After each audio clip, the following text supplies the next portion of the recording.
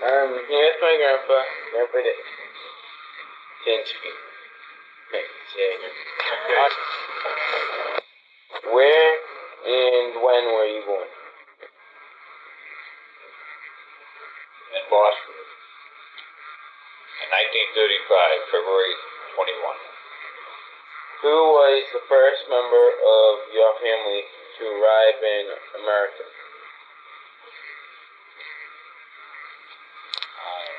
I'd have to say my mother. Where and when did the person arrive in this country? Couldn't tell you. I know she came from Canada, that's all. Quebec. Do you know any interesting stories about your family during its first year in America? No, other than my mother becoming Miss South Boston, 1933. Can you tell us any interesting things about your mother or father? Yeah, my father was a pilot in Germany, in the Air Force. And my mother was just a house, she used to work in a factory with her sister, South Boston.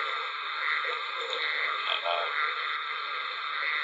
my father used to be a singer too, retired, but he went in service. He got killed when I was 7, so not much to know about him. How many brothers and sisters did you have when you were growing up? What are their names?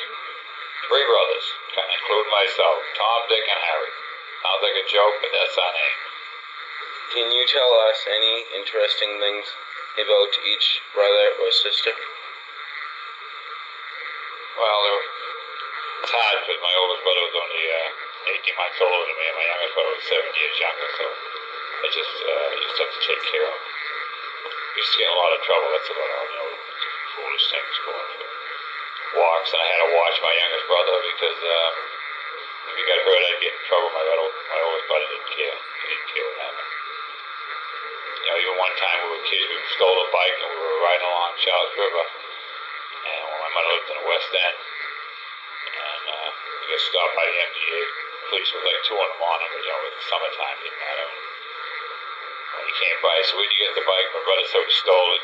Just being wise, he asked what his name is. He wouldn't tell him, and he asked me, and I was crying, and I told him my name was Dick. And it's my brother Tom, and he said, "I suppose the little one on the front seat's Harry too." I said, "Yes, he is." So they put us in a paddy wagon and took us down to the station. And when he brought us into the station, he had to get my younger brother out of the front because he had him with him in the bike. He brought us upstairs and told us what happened. And the guy said to my oldest brother Tommy, "Did your mother Francine Flaherty?" He says, "Yeah." And he said, "Yeah, Bob, you better take him back where you found him before she kicks your ass." He said, "I didn't know what his name was." He said, "They're trying to tell me the name is Tom, Dick, and Harry." He said, "That is their name, so just bring them back where you found them." We had a little problem like that. My mother used to work as a waitress. She went with a gangster when my father got killed, so it was kind of a tough situation growing up in. But we had some good times, especially when you drive around with gangs. It's just big and you're just kids and you don't know what's going on. Fancy car and everything else, What is the earliest memory you have of your childhood? The earliest memory when I was in the kindergarten. My mother always told me if someone gives you something, take care of it, it's yours. Just so you know it is the next day. So, one time she sent me to school and they gave me blocks to play with, but when I got through playing with them, I kept them in my pocket. The teacher wanted it back, I wouldn't give it to her. I told my mother about it that she wanted it back, and I might have come to school the next day because they wanted her to come to school. And she told him that when I give him something, I told him it's his to take care of him, so he was just bringing him home. So she's really going to give it back, and then I called the teacher an Indian giver, which back then was a bad word, and my mother slapped me, and that was it. I never forgot that. Where and when did you go to school? Well, I went to school in South Boston. I think the first school I went to was the Patrick, the choke burning on 3rd Street in South Boston. And then I went to 2 or 3 different schools. My mother was on Mother's Day, so it was kind of tough. It seems like we moved every 4 or 5 months. It was find a better place, you know. Things were tough there back then, you know, and I had to watch my younger brother. He was 7 years younger. School was nice. I liked it myself. But it seems like by the time we got into that school, we just had to go to another school, you know, because she moved. So that was everything. I went to 5 or 6 different schools. The Gate of Heaven. I was an altar boy at the Gate of Heaven. And, you know, so over here to the Patrick F. Gavin and South Boston High. But growing up, I had to watch my younger brother all the time because my mother became a heavy drinker. She didn't want to get married to me because there was always fights in the house. And one thing or another. My brother Tommy used to beat you guys up. It was kind of tough for him. Plus, I had to watch my younger brother because if he got hurt, I'd get in trouble. My brother Tommy didn't care. He said he was going to get beaten. He said somebody felt good. He'd slap and he would just look like he would give her a tear. Save her life. Me, I cried before she got to me. I jumped good and all this stuff, you know. But she'd hit you more and more. So it's kind of tough, but I loved it myself. It's just the way it was growing up. I was a kid that liked to work, help people for nothing. You know, my brother Tommy was the opposite. He just wanted to sit around and have people give him money and nothing. It's kind of tough. We grew up in South Deal. There's so much good things about it, you know. Plus, I was, like I say, an altar boy. And my mother made me tell her the gospel when I came home. Whatever the gospel was that day. Just so she knew I was in there. Because she'd ask her girlfriend, you know. It was a joke along the way. She used to sing and hold me and dance around and stuff like that, you know. She just loved to dance. I thought it was beautiful. And I was always home. She told me to go out. I didn't want to go out because she had to do housework. I just loved housework. Dishes, washing dishes, ironing clothes, just so much of stuff. Sometimes she went out and told me to go out, and I didn't, so she'd go out. Watch Harry. It was kind of tough. I liked it myself. It was like something I did. You don't know when you're that young what's going on around your life anyway. People and drunks. And, you know, it's kind of tough. But I liked myself. I liked people. That made me do good for my life, you know. Just so many little small things that happened that you're like, you know, by having your brother with you, and then you know that if you don't watch him every minute, that when he gets hurt, you're going to get in trouble, not your older brother. So. But I mean, I never held it against him. That's how it was. How was school different when you were a student compared to today? Well, it seemed like school to me back then. That's why I see what's going on now where I have grandchildren and my own children. That was more like, they had everything. They had truant officers that would go out and get you if you didn't show up for school. They got to know you. The police around there were nice. You know, they walked the streets and all that stuff. You seem to, when you're in school, you were quiet. You did your work. You know, the teachers were nice. They give you the rat hand if you were bad. So it's like today you can't touch kids. And, I never held anything against them, you know. Plus I like God, math and stuff like that. So it was the only thing. I couldn't spell too good, so they had me do all kinds of work for them, you know, like posted stuff like that. You know. I remember the teacher. I remember the name. Mr. Dyrinkle was a math teacher. Mr. Mann gave us geography and history. And what was that? Miss Dyrinkle. Miss Trask. Miss Trask, she was like the principal of the school, but they were nice. I mean, they'd call you in there and talk to you, and you know, let you know how you're doing. I always got bad marks in school because I might have been stupid, or I was interested in drawing and other stuff. You know. I remember one time I got all D's and an E in my card, and they were red beside, which was bad. You know, they were red, so you would miss them. So. My mother used to drink a lot and everything, you know. So when I come home, I just extended the D's on the end, so it looked like an A, without a point on it. I told her I got all A's, and she was hugging me until my brother came in. He said, "Ma, those things are all B's." He just extended them. You ever see an A with a circle on the top? It's got a point. I got a B for that, so it was nice though. I didn't do that again, but What was your favorite subject in school? I'd say math and art. I used to do a lot of art work, and matter of fact, we used to go to a place they call the health unit. It was like, my mother was on Mother's Day, so she couldn't pay stuff, so just send us from school there so we could get our teeth taken care of. And school, as a matter of fact, the dentist who was in charge there, was Bob Young. He used to watch me draw while I get my teeth checked, and he said, "Your father must be proud of you." So my father's dead, I do a lot of drawing in school. And he sent me to school, Museum of Fine Arts School, just to try to help me out, and I won him a gold key. I read a few different things. He started looking at taking a paycheck or something like that. So I felt that I paid for it. I don't know what it cost at the time, but it was just he paid for it.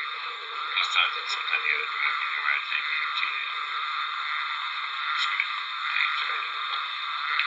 Do you remember the names of any of your teachers? Yeah, like I just said, Miss Trask, Irico, Mr. Mann.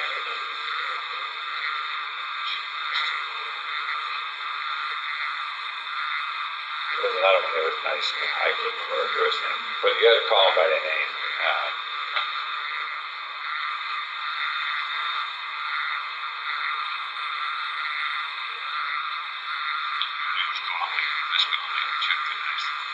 She was like an assistant.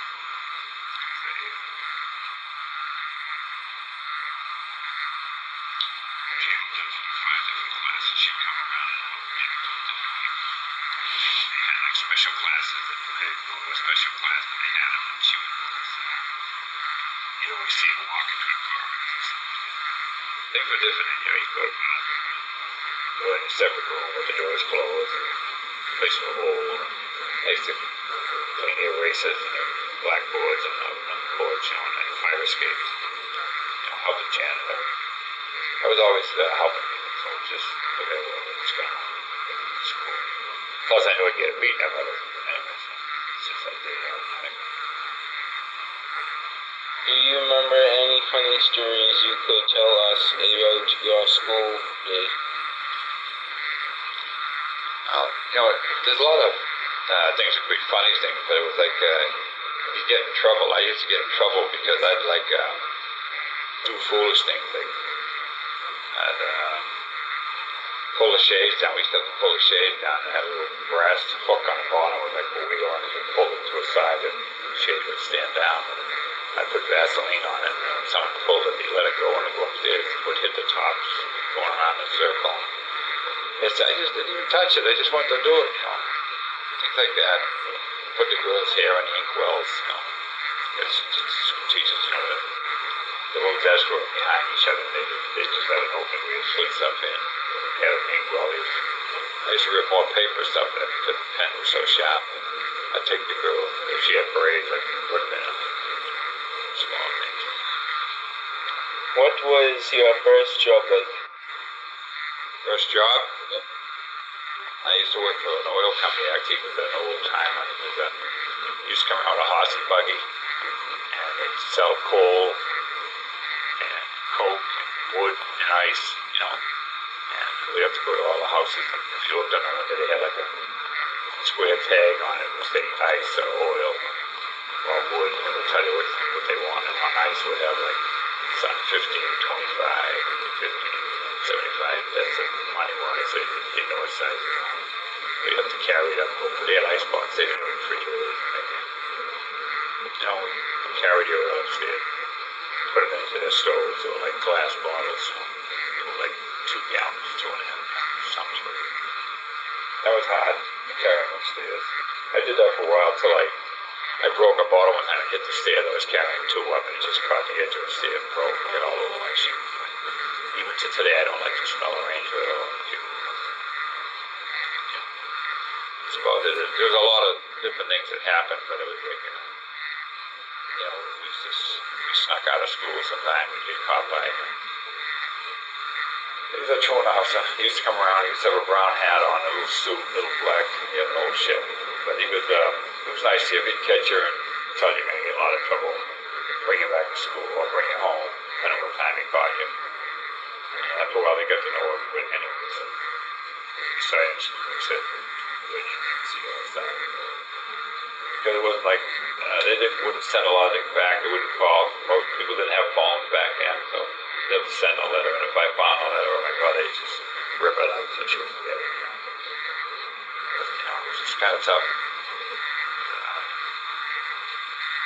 It's tough, but when I look at it today, we had nothing, but we had everything. We had respect for mother, respect for the people around. There wasn't any big money thing at the time to help people take bags or whatever they have in their car into their house, They'd give you a cookie or an apple, but it wasn't like you were looking for anything, And it was nice. I mean, the cops were nice. You could, if you were like 2 or 3 blocks out of your way, because you'd only go like 2 blocks one way, and you had all the houses were alphabetical, a lot of them South Boston, A, B, C, D, all the way down, and then go the other way, go first, second, third, fourth, fifth. So if you were out of your, say, territory where you lived, the cops would know, okay, that's what you're doing, unless you're walking to the beaches. And it was a nice feeling. The people were, they could kick you in the ass or tell you to get out of here. Today you can't talk to them. People don't even talk. They don't even know who's their neighbor. It's just, it was just nice. You get to know people, and your mother would see them on a Sunday or something like this. We had more to look forward for. Even with Easter, you're going to get new clothes. First day of school. And it was nice. You come home, and we used to play out in the street, half ball, buck, that's just a game we used to play against the wall, just play repeat roll, just, tag rush. There was always something to do, and plus there were gangs, like we played football for the teams. You couldn't make enough money to buy a little shirt, but shirts weren't big then, price-wise, There was more to it. Anytime I used to shine shoes when I was 9 years old until I was 12. I'd go down to Fishby, I'd have to walk like maybe 8 miles down and 8 miles back. Maybe make a $1 or maybe $1.50 shine 10 cents a piece. And I'd give her all the money. I never needed money. I was like, it was just nice seeing her help my mother because she didn't have much. So it was kind of tough. I think more right now. When you think about it now, where situations have, it was actually nice. I mean, she didn't have to take care of it. She could have let us go, you know what I mean? The father was dead, so she was a mother and father. When I think back, God bless her. She'd always have a meal on the table. Sometimes she'd even have a meal and send me over to get a loaf of bread, and I'd come back and the meal's gone because she gave it to the family next door because the father wasn't home for a week or 2 years and drinking. So to look at around, think of it. She'd send us to show me and my brother Tommy sometimes. Give us a quarter. Show only cost 12 cents to go in. Give me a funny book with the top of the cover ripped off, and you could have 3 different kinds of candy bars, They had something, a Sky Bar, they had a Sky Bar, a Baby Root, and a Hershey's. And, they'd give it to us. My mother wanted the penny when we got back, but she gave us a quarter. It was funny, so we had to give her a penny. And she'd say, these things are protein and milk and sugar, and she'd say, in the middle, always mice and rats and those running around the corner, spice with that. I just loved that. I remember sometimes in the morning you pour your cereal in open one, and you put the milk in it all. Or just drink through the milk. I told me just grab it. I don't want to eat peanut butter. This is my cereal, Some of us wouldn't eat it, but we didn't have that. Plus you wake up in the morning, the house is nice and cool, you play food for us. But if I still say when I come in the morning, it's a habit. Just to make the kitchen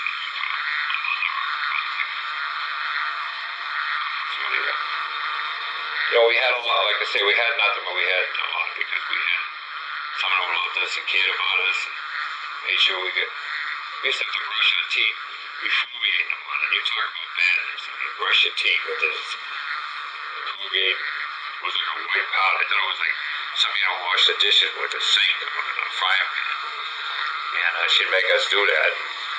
Tommy used to say, how can we brush our teeth now instead of when we get through eating? She says, because we don't know if you're going to do it, because my mother had to go to work. So she made sure that, and I had to brush Harry's teeth because he was like a baby at the time. And he used to bite me when I was doing it. So he didn't, because the stuff was lousy. It looked like you would use an Ajax dish soap or something like that, you know.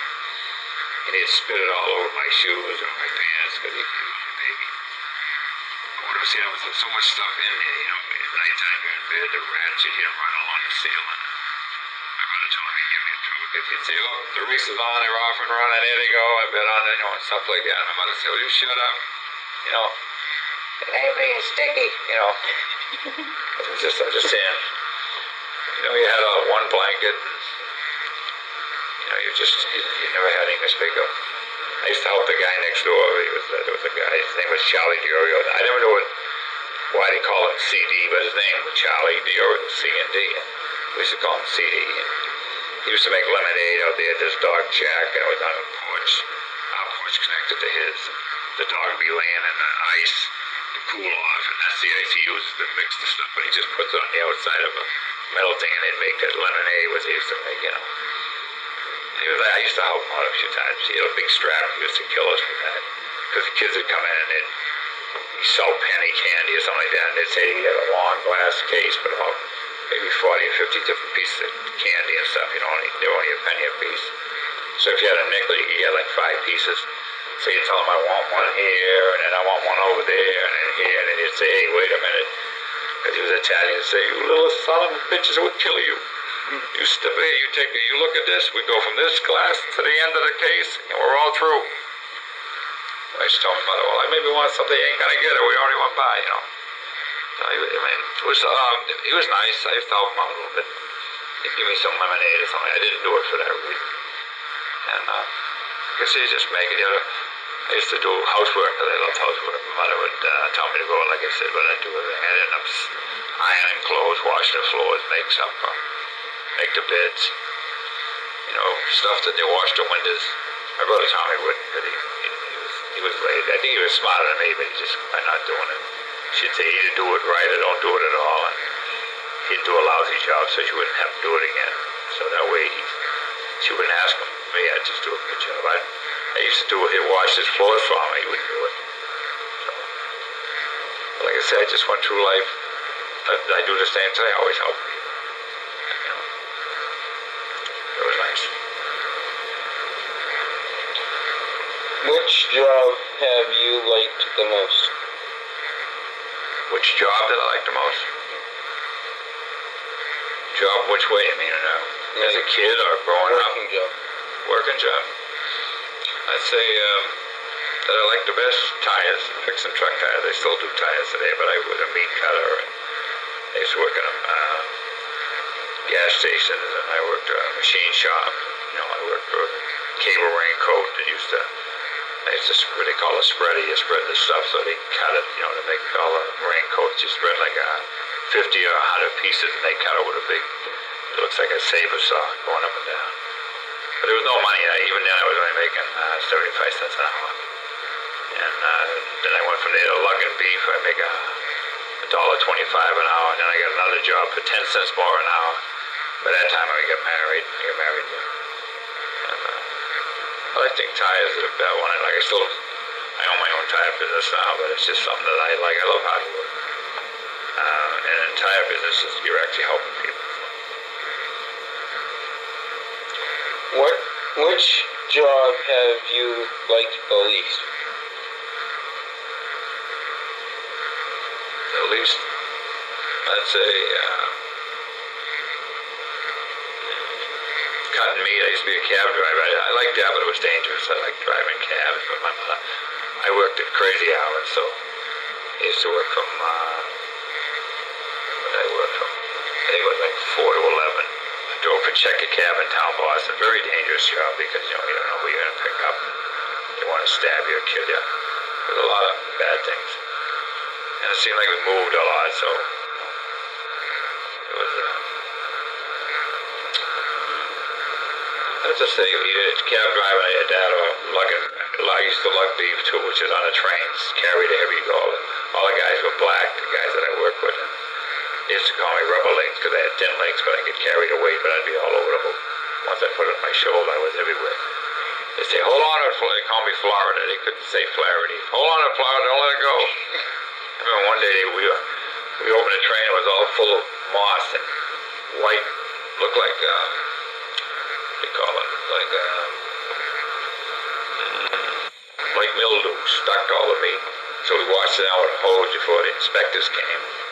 I said, let's open the back door on the other side of the train. That way the air will get in and it'll get all the dust out, all the steam out from the water. And as we were unloading it, when I went to grab the last piece of meat, he usually leaned back against the wall, but there was no wall because the door. And I went out through the train with the meat on my shoulders and fell across the railroad tracks. I'm lucky I didn't get hurt because I fell just right. And I had the meat on me. And the Jewish, my boss, Arthur Lane, his name was yelling, pick up the meat, forget about me. Leave Dick there, pick up the meat. Didn't want to get it dirty. That was another job I had. That was a tough one too, and I liked it. Where and when did you meet your wife? I met her when I was playing football one time.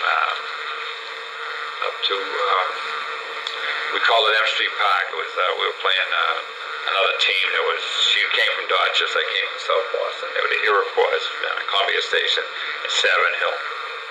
And I knew her girlfriend. We used to go roller skating, and she just kept looking at me. She was a little redhead, tiny. But I didn't like girls when I was a kid. I loved to work.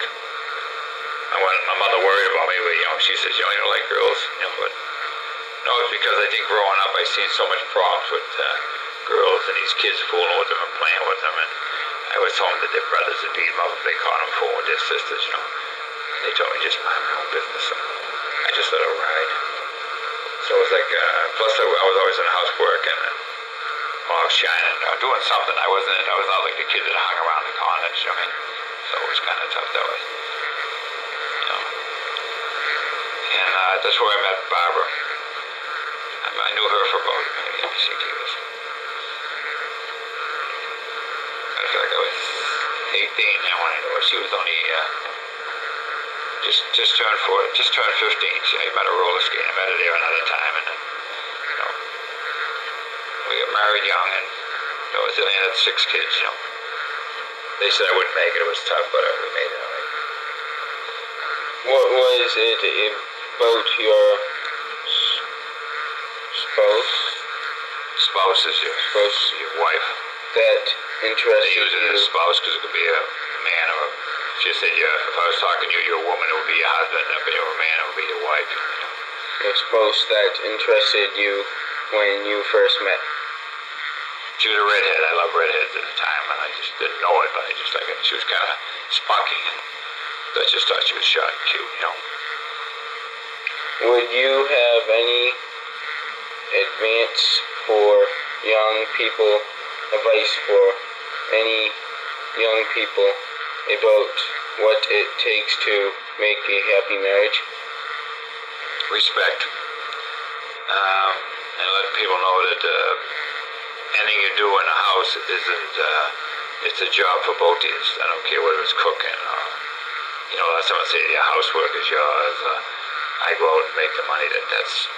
That's wrong as far as I'm concerned. You still got to come home and take care of stuff because if someone's in the house all day, it's like technically boring because people don't like to work. I love to work, so there's always something to do in the house. But if she doesn't, then you're gonna come home and it's dirty. You'll start yelling at her. So it's kind of tough. You gotta actually, I say, show respect, and each day you let them know that you really care about them. Have you ever had any children? Yeah, 6. I wanted girls because I had 3 brothers, so I didn't have any sisters or anything, and I always wanted girls. And so I had my oldest daughter, Debbie, and then Bobby, and then we had Billy. Matter of fact, when Billy was born, the doctor came on and says, Miss Flaherty, I'm sorry to tell you, but you had a boy. And there was a guy sitting beside me at the hospital. I said, how's Barbara doing, which was my wife, and he said, she's doing great. she said, just go out and tell him it's a boy, not a girl. And then when the doctor went back inside, the guy beside me, I didn't know who he was, but he said, how many boys you got? I said, I got 2 girls. He just got up and went to another seat. Like it bothered him sitting beside me because I didn't want a boy. Then I had another son, Sean, and 3 or 4 years later I had a set of twins, a boy and a girl. Which was a real joke because my wife, when she was pregnant, she was so small anyways, short little redhead. She didn't even look like she was pregnant, you know. And she told me that she thought she might have been. It felt like it, so she went to the doctor, and the doctor checked her, sent her to a specialist, and he said back then that, you know, she had a cyst or a tumor on her ovaries, which was bad. It was like cancer was coming in back then, because the kids are 36 now. And I think it was, and he told her that, and when she went to the hospital and he checked her out, they took x-rays, they found out she was pregnant. And I was going to go kill the guy because 7 weeks later, she had a set of twins, and they only weighed 2 pounds, 5 ounces, and one weighed 2 and 7. So it was like his fault for sending her to the hospital in the first place. He should have known she was pregnant. He was a specialist, that's why she went there. And then when after they asked me, you know, how's your wife's tumors doing? I'd say they're walking, you know, because they didn't know that she had twins. They were in a hospital 57 days, one there was there 59. So, you know, that was really nice. And the boy had a bad belly button, which broke. They call it a placenta, you know. And just went on. They thought maybe you need Charlie. Yeah, they thought maybe you need an operation on his heart or something in due time, but there was nothing wrong with it. He all came out good. That was that. What was your greatest Greatest?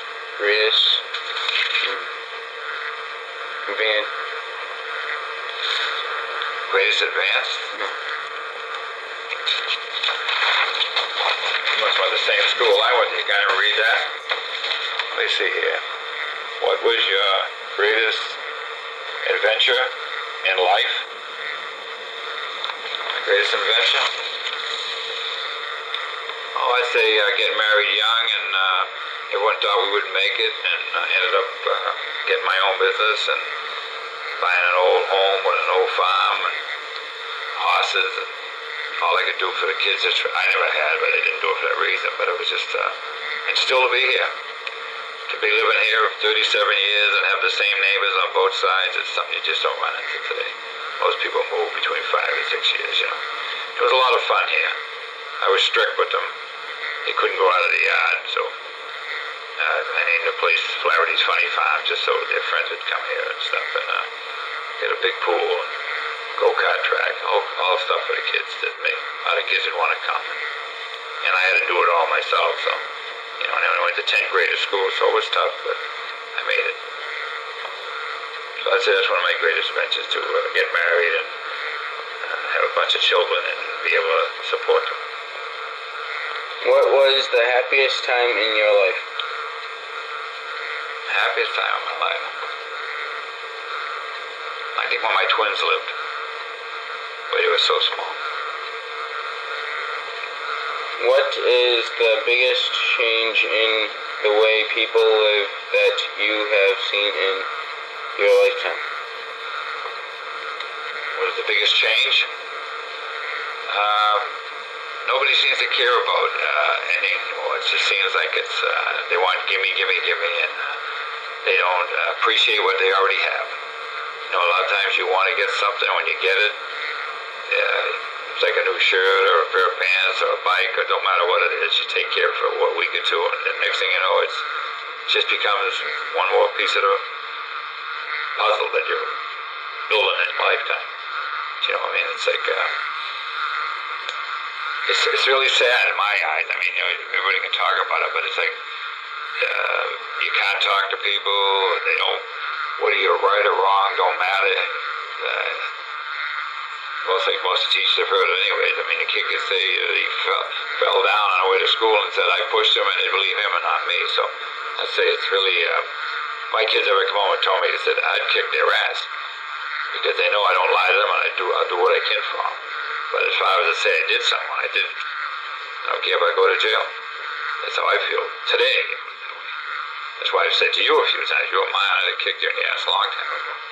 But, you know, my kids still care about me. You know, I didn't do anything, so they didn't care for me. It's just, you have family you gotta take care of. That's it. I've had a lot of tragedies in my life, you know. My father got killed, my mother got killed, my father got killed in an airplane, he was a pilot. And my brother Tommy drowned. My uncle fell off a bridge of Broadway in South Boston and he died. My aunt fell out a window when I was just making a cup of tea when I was a kid. My mother got killed on Christmas Eve, but run over by a fire engine. So there's so many tragics in my life that it's, I just take them one day at a time. You know, where a lot of people say, they laugh because as I tell them something, it's like a joke to them, but you know. And I don't look back at them as, are you laughing because my mother died? It's because they don't know if you believe. When I tell them my three brothers are Tom, Dick, and Harry, they just don't believe it. You know, it's like, because I'm always joking and laughing. So they don't really know when you're telling the truth. And yeah, they don't lie to them anyways, but it's just life. So that's what bothers me today. It's not there anymore. Some people buy houses, they don't even know who lives next door. They might know the name by hearing it, but they, you know, there's no feeling. Me, I do everything I can for either one of them. Even when I built the pool and put a new fence, I put a gate there so they could come and use my pool. You know, let them use my yard for ski doos or riding around, have a party, they can park here, a whole bunch of stuff. If you do something, that's how I feel. If you do something today for something in exchange, you're going to get hurt. Do it because you want to do it. Or don't do it, one or the other. But if you do it, don't look for something back, not even a thank you. Because then if you're looking for a thank you, then you were looking for that before you did it. So you didn't just do it. Oh, for goodness, you're hard. You did it because you wanted someone to say thank you.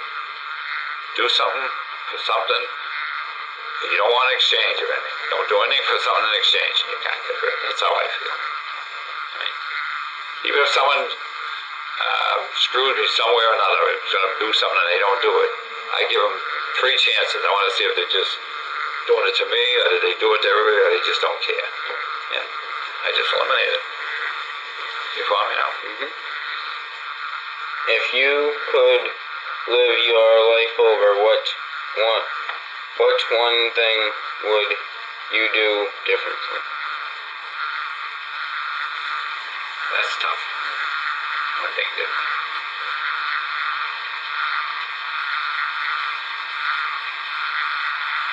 I'd have to change my whole life. Would be different because I usually never do anything for me. I do for everybody else. So maybe I'd think more of doing stuff for myself. You know, if you do something for yourself, where you're always helping other people. I help other people, but I don't. When I need something done, I don't ask them to help me because I didn't do it for that reason. So maybe I change a little in that. But it's pretty hard to change yourself. You know, it's like I don't drink, I don't smoke. You follow me now? And it don't make me any better than anybody else, but that's just how I am, and I don't look back on anybody. It's just something that, you know, I grew up with. My mother used to drink all the time, big parties, wrecked the house, you know, every Friday or Saturday night. But it was a feeling everybody loved each other. You know, they'd wreck the furniture, and, you know, we had even nothing. It was just, you were glad to get an ice cream or a small candy bar or just a pat in the head. Someone say you're a nice boy. Today, they don't see that's enough for kids today, so I don't usually get into it. It's tough. Do I remind you of any other members of our family? Who and why? Oh, you? Yes. Of my family? Yep. Yeah, maybe my brother Harry's son, Joey. You know, your dark hair, Harry said, you know.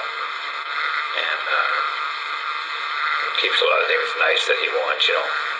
Keeps his car nice and a few things. But he wouldn't be like any of my brothers or anything, you know, because they're, I don't know. Not even Tommy. Tommy was quiet, but he was. He was definitely not Tommy then. No, I'm just saying he was quiet at a point, but yeah, you're far from quietness for sure. No. You wouldn't be like me because I love to work. You don't. What can I tell you? You know me now? Mm-hmm. I guess you're doing the best you can. I don't know. Thank you very much for taking your time and helping me with my school project, Grandpa. Glad to do it.